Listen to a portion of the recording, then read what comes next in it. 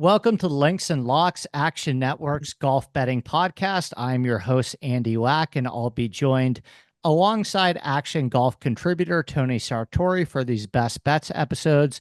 Tony and I will play 18 holes today, giving our 9 favorite picks for this week's tour event, the Zozo Championship. Okay, Tony, we're on the first tee for our Zozo Championship best bets. Get us started. All right, I'm going to kick us off as always in the outright market, and I'm going to go after one of the tournament favorites, but not the favorite, and that's Sung-Jae at 14 to 1. So Accordia hosts the Zozo once again, which is done annually since the tournament's inception, outside of the one COVID year where they played in the States. This course is a par 70. It plays just over 7,000, but I think that's a very misleading. If you look at that, you're going to think it's a short track, but the course itself isn't long, but the par fours play extremely long here, and it really rewards long iron players that can take advantage of those more difficult par fours that will be harder to find birdies on. And the long iron players on those holes have traditionally been the way to separate yourselves. And if you look at past winners, Morikawa is a good long iron player, Matsuyama is a good long iron player, Bradley's a good long iron player, and Woods at that time was still a good long iron player when he won the first edition of this tournament. So therefore, I'm kind of looking at good long iron players and guys who can score from long ranges on their approach shots, such as the 175 to 200 range or the 200 plus range, because I think it will come down to those par fours this week. And that brings me back to M, who is one of the best long iron players on tour. He ranks third in birdie or better percentage from 200 plus yards. And it shouldn't be surprising, therefore, that he finished third in 2020 and tied for 12th last season. He also enters this week in incredible form, having made the weekend in 8 consecutive tournaments. M keeps flirting with winning. He's posted four of those 8 finishes have resulted in top 7 finishes. He's right there. The field, it's top heavy with the guys like Morikawa and Xander, but it starts to open up after that. And I think he's one of the best players in this field outside of those two. So when you have a number like 14 to 1 on him, that's where I want to target in the outright market. I am right there with you. My number one pick this week is Sung-Jae M. I also got him at 14 to 1. You mentioned a lot of the reasons why I am high on him as well. I know that you're not getting the completely inflated betting number that you would be with Xander, Matsuyama, Morikawa. I think there's a little bit more value on Sung-Jae M at the 14 to 1 number.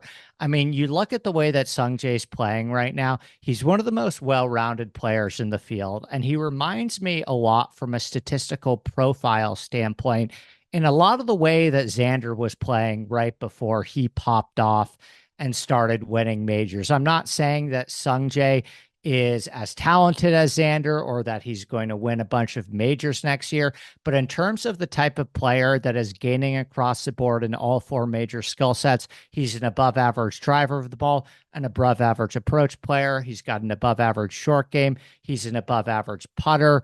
And he's played well at this golf course in the past. He's got a third, 29th, and 12th in 3 appearances at Narashino. I am with you. I'm going with Sung-Jae M as my champion this week at the Zozo. Love that we're on the same page there. My next guy is going to be Minwoo Lee at 33 to 1. So it was his first time ever here last season. He finished 6th in his first ever appearance here. And he's only going to continue to improve, as a 26-year-old golfer, and he has. And I just think that if he finished 6th in his first try, his second try should theoretically go better. And it makes sense that he profiles well for this course. He hits the hell out of the ball off the tee, but he's just such a solid, good player, kind of everywhere else. Sometimes the accuracy off the tee gets him a little bit, but I think this course will kind of, even though it's a parkland layout, I think there's a lot of opportunities for him to be okay with that as long as he's not too far outside. And the other thing is that he's not been in the, I wouldn't say he's been in the greatest form, but he's been good enough form where I think he can compete against this field. He's made the weekend in like 7 of his past 8 tournaments, I believe. He finished 21st at the U.S. Open against fields way tougher than we'll see this week. Finished second at the runner-up at the Rocket Mortgage Classic, and he just finished 32nd at the Pro Tour and 22nd at the St. Jude Championship. Again, outside the Pro Tour, those are all against tougher fields outside of the top guys of Xander and Morikawa this week. And with those numbers, like you said, so inflated on the top guys, I was kind of looking at the between Sungjae's range and more towards the 50 to 40 to 1 range. I think 33 to 1 on a guy who can really score well here, given his recent experience and how hard he hits the ball, is just too good of a number to pass up. And finally, he ranks seventh on tour in birdie or better percentage from that 200 plus yard distance. So I think the long par fours he'll be okay with. He's never really struggled with distance anyway. So 33 to 1 on Minwoo Lee is my second play.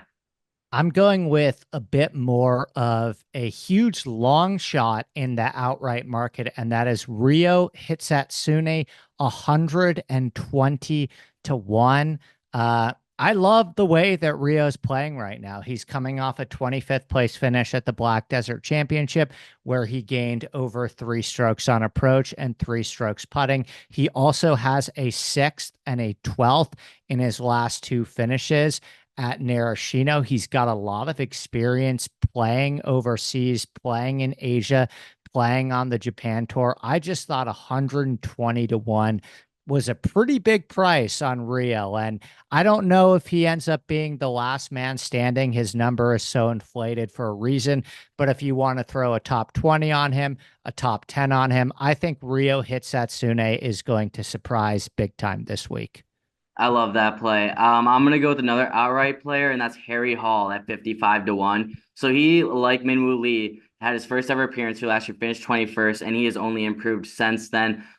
He really kind of turned his season back around when he finished 12th at the John Deere. He then followed up with that win when he played at Keene Trace. And he's followed that up with a 24th at the 3M Open. He had one missed cut, then he rebounded right back with a 35th place finish at the Black Desert and ninth at last week's Shriners. So he's one of the better informed players in this field, especially when you're around those 50 to 1 guys.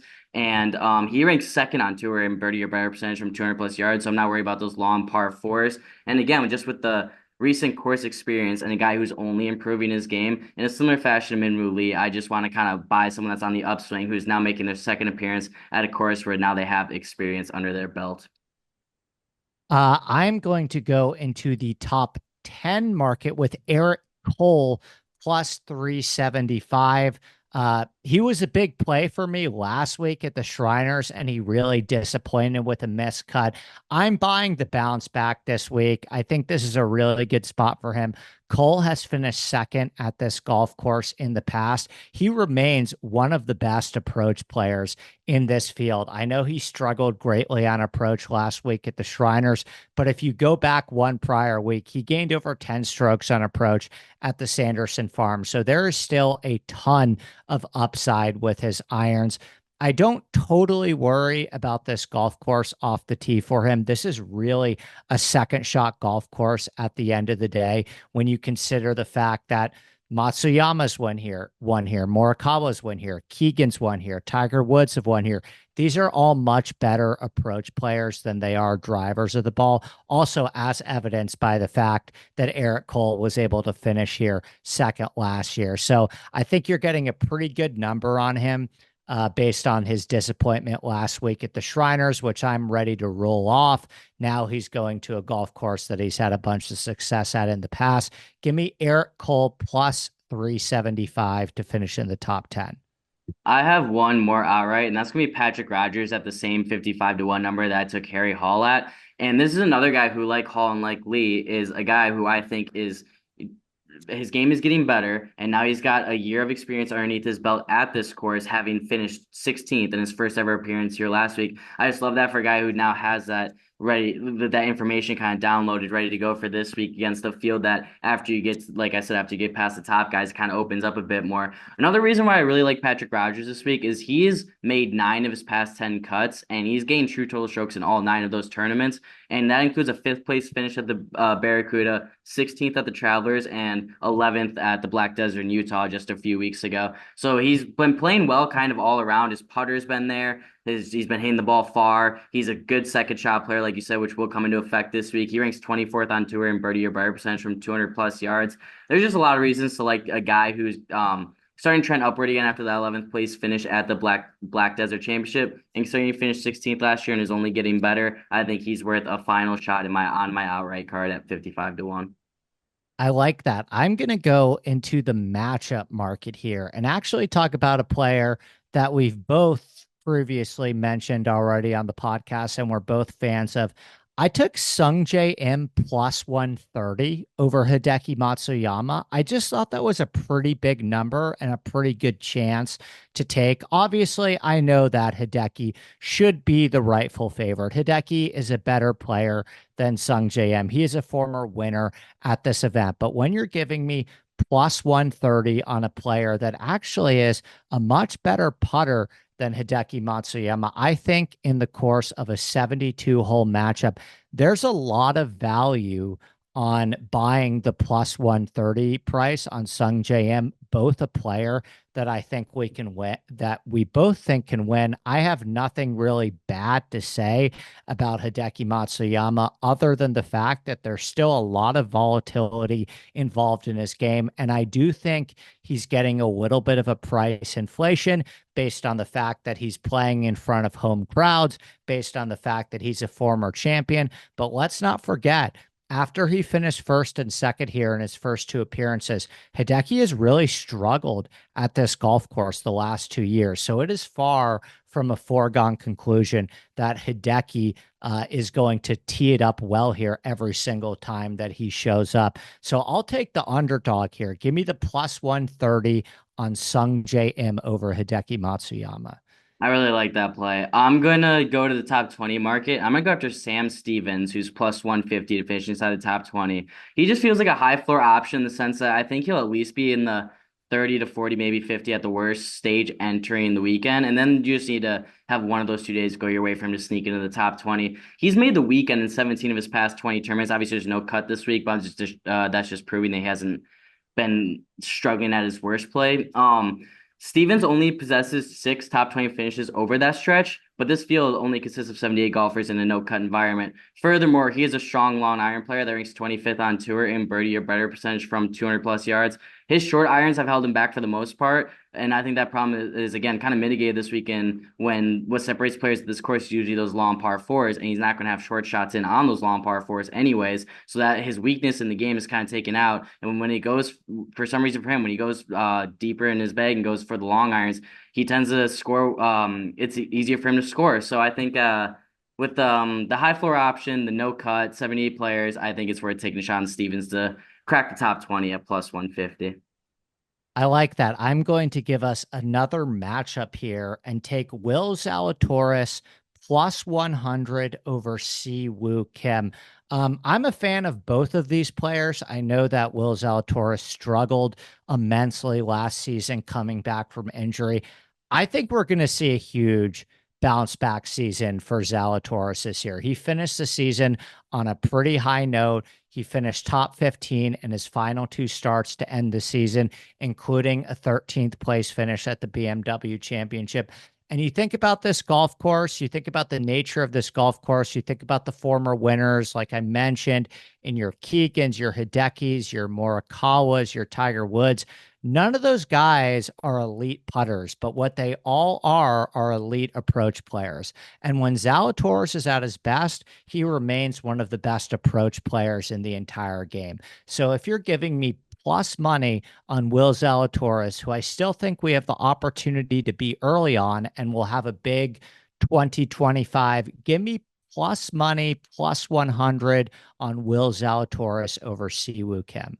I love that. And I'm gonna go after a guy next that kind of fits that profile, and that's Kevin Yu, top 20 at plus 230. We keep saying how this is you can kind of get away with poor putting, but you can't get away with his second shots. And Kevin Yu is an incredible second shot player. That's by far his greatest strength in the bag, which is how he actually did get hot putting at the Sanderson Farms when he won. But for the most part, that's what's held him back, right? And he's such a strong approach player that it makes sense that this venue could profile well for him. And he's good with the long iron specifically. He ranks 21st in birdie or better percentage from 200 plus yards. And I just think at a course that's going to reward those second shots more than anything else, he can kind of use that win he just had earlier this month at the Sanderson Farms to, kind of keep the momentum going. I know he's got the cut at the Shriners last week, which I think is why this number is as long as it is, but I didn't make this number out to be plus 230. So I'm going to target Kevin Yu to finish inside the top 20 and only a 78-man field at that number.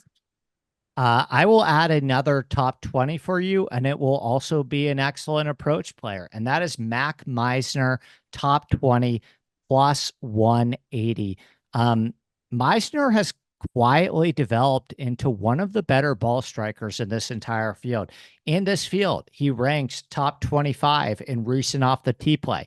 Good drive percentage, eighth in recent approach play, 24th in proximity, 175 to 200 yards, fifth in proximity, 200 yards plus. He's coming off a 25th at the Black Desert, where he gained 1.4 off the tee and 7.4 strokes on approach. I think we've got a little bit of a sleeping giant here in terms of how good of an approach player that Mac Meissner actually is. And while I'm not sure that I trust the putter enough for him to win this event, plus 180 on a top 20 for one of the best approach players in this field. I will take 7 days a week and twice on Sunday. So give me Mac Meissner, top 20, plus 180. I love that play. Big fan of Mac. I'm gonna go the first round leader market and take the chalk, and that's Xander at 12 to 1. So there's a couple reasons why I'm playing this. First, there's no way I was playing the plus 450. I didn't like that number at all. There's a way to still be involved on a guy who is by far the best player in this field. I mean, he's the second best player on tour out of anyone not named Scotty Scheffler, and Scotty Scheffler is obviously not teeing up this week. I had to be in Schauffele, or I was looking. I didn't have to be. I was looking to be on Schauffele in any capacity. I found a little bit of value in this 12 to 1 number, mostly because he ranks first among this field in first round scoring average. Xander obviously his big what held him back over the past couple years was his ability to finish. That obviously was not the case this season as he won the two majors, but he still has always been a strong starter regardless of this season's or seasons past. And so I think when you get that super inflated 450 number, you get a little more of an opportunity to cash in on 12 to 1 for him to lead after Thursday. He's great at everything. I'm not going to waste all your time. He's a two-time major champion last year, but he's also a great long iron player. So it's another reason why he is the tournament favorite and he theoretically should win. But I'm going to take his ability to start strong, and I'm going to take the 12 to 1 number on Xander instead to lead after Thursday. I'm right there with you. This is our second similarity of the week. I bet Xander 11 to 1 as well. I was thinking about trying to find exposure to the Hideki, Xander, Morikawa group at the top. And I just trust Xander the most. I still think that he's the most well-rounded, complete player. I know that Morikawa and Hideki have already won at this golf course. I think Xander is the most due to win at this golf course. I know that he has Japan ties on his mom's side of the family. He's played well at this golf course in the past. I agree compared to that outright number of plus 450. I thought 11 to 1 was a steal on him. And if you look at first round scoring average in this field over the last year, Xander rakes top 3 in that category as well. So not a tremendous amount to add. I am with you on Xander Schauffele 11 to 1 in the first round leader market. I'm glad we're on the same page once again. I'm going to stay in that first round leader market. I'm going to go up to Justin Thomas at 25 to 1. He's another guy who has traditionally started strong over the past 12 months. He ranks 20th on tour over that stretch in first round scoring average. There's been a lot of ebbs and flows with JT, right? You have stretches where it's like, oh my God, JT is so back. He could be a major champion again. And then you have stretches where it's like, no, he's still that guy who missed the playoffs a year ago because he couldn't make a cut. Recently, I think he's been trending. He hasn't been, I wouldn't say he's scoring the best, but I still think he's trending in the right direction, right? He's gained true strokes on the approach in 5 of his past 6 tournaments. Over that stretch, he finished 14th at the Tour Championship and 5th at the Travelers. The really only reason he hasn't posted more of those top 5 finishes over that stretch is because the putting has not necessarily been consistent. But again, this is way more of a second shot course than a putting course, as evidenced by the previous winners here. I'm not sure JT is still all the way back for me to take him the outright market at what his odds were, and they were pretty low, but I'll take a flyer on him at 25 to 1 to lead after Thursday. Love that. I'm going to finish us off in the first round leader market as well and go with Beau Hossler, 35 to 1. I've been riding Beau quite a bit this fall swing, and he's been playing some really good golf. He's actually played really good golf at this event as well. He's got a 16th and a second in 2 appearances at the Zozo. Just like Xander Schauffele, he ranks top 3 in this entire field in round 1 scoring average. So Beau certainly has the opportunity to get off to a hot start here. And as I always mention in the first round leader market, this also completely applies to Xander. I am looking for guys that can get crazy hot with their putter, and I have Beau Hossler ranked third in this entire field in bent grass putting. I think he is a great option to get off to a hot start this tournament. He's in form. He's been playing the fall swing well. He's played well at this golf course before. Give me Beau Hossler 35 to 1 in the first round leader market. That will do it for our best bets episode for the Zozo Championship. As a reminder, our Action Network's experts, Spencer Aguiar and Nick Bretwish, return with host Roberto Arguello for our Zozo Championship betting preview right here on the Links and Locks podcast. So for Tony Sartori, I'm your host, Andy Lack, and we will see you back here next week on the Links and Locks podcast.